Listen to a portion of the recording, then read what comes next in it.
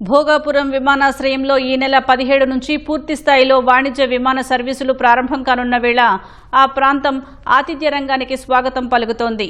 విజయనగరం జిల్లా శృంగవరపుకోట సమీపంలో 200 కోట్ల పెట్టుబడులు పెట్టేందుకు ఓ ఆతిథ్య రంగ సంస్థ ముందుకు వచ్చింది. తాటిపూడి రిజర్వాయర్ దగ్గరలో ఓబ్లు హోటల్ నిర్మాణ సంస్థ, హిల్లోరా ఎకో రిసార్ట్ పేరుతో అట్మాస్ఫియర్ కోర్ సంస్థ సంయుక్తంగా 64 ఎకరాల్లో సుమారు 180 గదులతో రిసార్ట్ నిర్మించనుంది. విదేశీ పర్యాటక అనుభవాన్ని అతిథులకు ఇవ్వాలనే లక్ష్యంతో ఈ రిసార్ట్ నిర్మిస్తున్నట్లు యజమానులు చెబుతున్నారు. భోగాపురం విమానాశ్రయం రాకతో ఉత్తరాంధ్ర అభివృద్ధికి ఈ రిసార్ట్ నిర్మాణాన్ని నిదర్శనమని మంత్రి కొండపల్లి శ్రీనివాస్ తెలిపారు. నేను ఎప్పటి నుంచో టూరిజం ప్రాజెక్ట్ చేయాలనే ఆలోచనతోటి నేను గత 20 సంవత్సరాల నుంచి ఆలోచిస్తూ 2-3 సార్లు భూములు కొన్నా. ప్రభుత్వం చంద్రబాబు నాయుడు గారు ఇన్వెస్ట్మెంట్లు తీసుకురావడానికి ఎన్నో అభివృద్ధి పనులు చేయడానికి ఆయన ముందుకొచ్చారు. నేను నా చేతనైన సాయం నేను ఎప్పటి నుంచో అనుకుంటున్నా కాబట్టి నేను 40 ఏళ్ళ నుంచి సంపాదించుకున్న సంపాదన కొంత ఇందులో పెట్టి దీన్ని డెవలప్ చేసి ఒక సమాజానికి ఒక మంచి ప్రాజెక్ట్ అందించాలి. దీన్ని 2 ఇయర్స్లో నేను కంప్లీట్ చేసి ఆయనకి ఒక గిఫ్ట్గా ప్రభుత్వానికి అక్కడుండే చుట్టుపక్కల ప్రజలకి అందించాలి.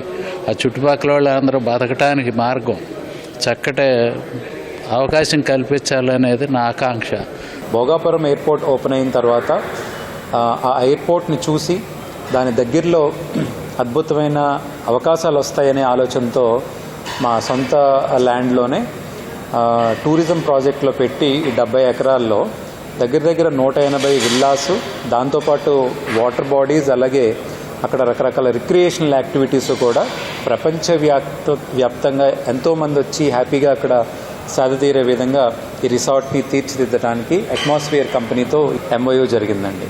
దగ్గర 200 కోట్ల పైన నియర్ అబౌట్ ప్రాజెక్ట్ కాస్ట్ అవుతుంది.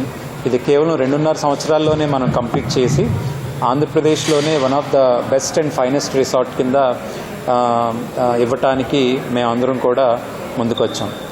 ఎంతోమందికి దగ్గర 1000 మందికి ఉపాధి కల్పించడమే కాకుండా ఈ ప్రాజెక్ట్ కనుక సక్సెస్ అయితే ఇలాంటి త్రూ అవుట్ ద స్టేట్ ఇంకా ఎన్నో ప్రాజెక్టులు పెడతానికి మేము ప్రిపేర్డ్గా ఉన్నాం.